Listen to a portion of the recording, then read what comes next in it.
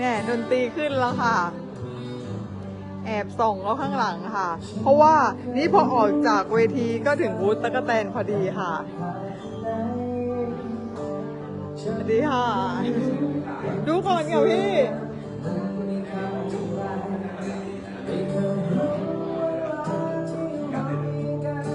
ฟังเพลงแล้วก็ดูภาพประกอบแล้วกันนะคะ